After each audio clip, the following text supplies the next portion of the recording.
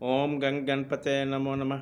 संक्षिप्त शिवपुराण रुद्र संहिता अध्याय 36 से 40 भाग 1। देवताओं और दानवों का युद्ध, शंखचूड़ के साथ वीरभद्र का संग्राम, पुनः उसके साथ भद्रकाली का भयंकर युद्ध करना और आकाशवाणी सुनकर निर्मित होना। शिव जी को शंखचूड़ के साथ युद्ध और आकाशवाणी सुनकर युद्ध में निर्मित होकर विष्णु को प्रेरित करना। विष्णु द्वारा शंखचूड़ के कवच और तुलसी का शील का अपहरण।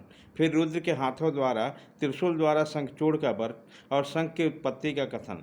सनत कुमार जी कहते हैं, महर्षि, जब उस दूत ने शंखचूड़ के पास जाकर विस्तारपूर्वक शिव जी का वचन कह सुनाया, तब तत्व उसके तर्क निश्चय का भी प्रकट हुआ। तब उसे सुनकर प्रतापी दानव राज शंखचूड़ ने भी परम प्रसन्नतापूर्वक युद्ध को स्वीकार किया। फिर तो तुरंत ही मंत्रियों सहित रथ पर बैठा और अपनी सेना को शंकर के साथ युद्ध करने के लिए आदेश दिया। इधर अखिलेश्वर शिव जी ने भी तत्काल अपनी सेना को तथा देव को आगे बढ़ने की आज्ञा दी और स्वयं भी लीलावश युद्ध के लिए सन्नद्ध हो गए। फिर तो शीघ्र ही युद्ध आरंभ हो गया। उसी समय नाना प्रकार के रणबाद बजने लगे। वीरों के शब्द और कोलाहल चारों ओर से गूंज उठे। मुने, इस प्रकार देवताओं और दानवों का परस्पर युद्ध होने लगा। उस समय दोनों सेना धर्मपूर्वक जुड़ने लगी। स्वयं महेंद्र वृष प्रभा के साथ लड़ने लगे और विपरीचित के साथ सूर्य का धर्म युद्ध होने लगा। विष्णु धर्म के साथ भीष्म संग्राम होने लगा।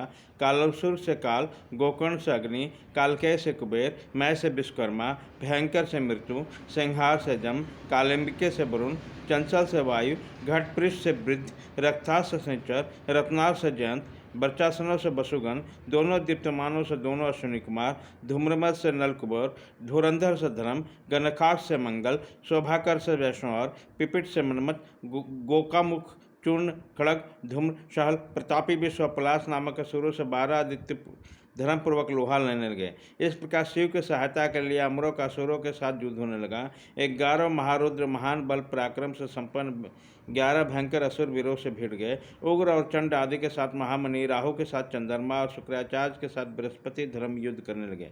इसी प्रकार उस महायुद्ध में नंदेश्वर आदि सभी शिवगण श्रेष्ठ दानों के साथ संग्राम करने लगे। विस्तार भाव से उसका पृथक वर्णन नहीं किया गया। मुने, उसी समय सारी सेनाएं निरंतर युद्ध में व्यस्त थे।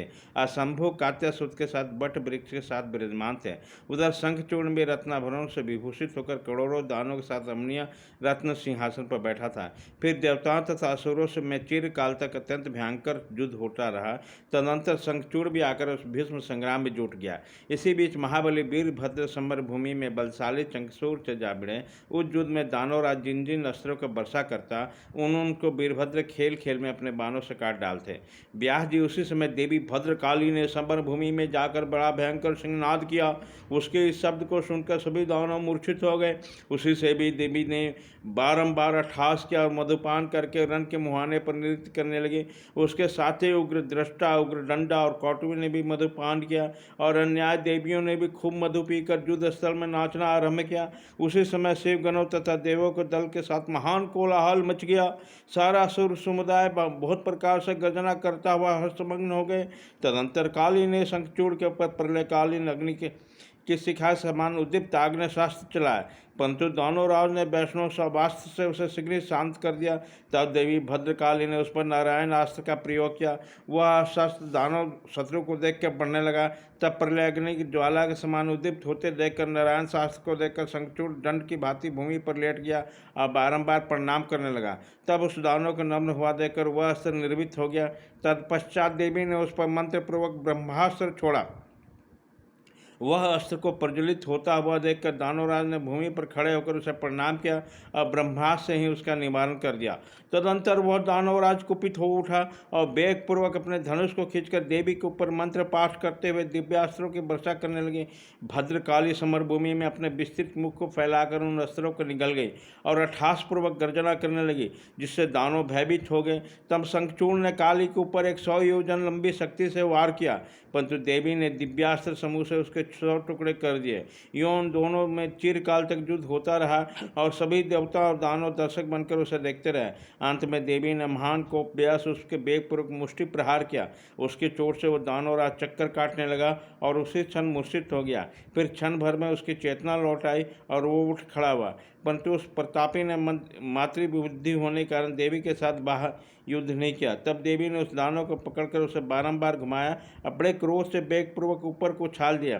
प्रतापी शंखचूड़ वेग से ऊपर की ओर उछला और पृथ्वी पर गिरकर पुनः उठ खड़ा हुआ। उस महायुद्ध में तनिक भी भ्रांत नहीं हुआ, बल्कि उनका मन प्रसन्न हुआ।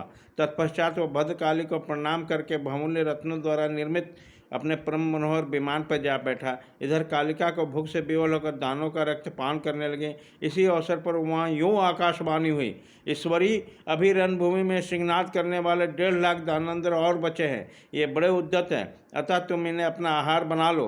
परंतु देवी, संग्राम में दानवराज शंखचूड़ को मारने के लिए मत दौड़ाओ, क्योंकि ये तुम्हारे लिए अवध्य है, ऐसा निश्चय समझो। आकाशवाणी द्वारा कहे गए वचनों को सुनकर देवी भद्रकाली ने बहुत से दानों का मांस भक्षण करके उसका रक्तपान किया और फिर वह शिव जी के निकट चली गई। वहाँ उन्होंने पूर्व क्रम से सारा युद्ध वृत्तांत कह सुनाया। व्यास जी ने पूछा, महाबुद्धिमान सनत कुमार जी, काली का कथन सुनकर महेश्वर ने उस समय क्या कहा और कौन कौन से कार्य किया, उसे आप वर्णन करने की कृपा करें, क्योंकि मेरे मन में उसे सुनने की प्रबल उत्कंठा जाग उठी है। भाग 1 खत्म।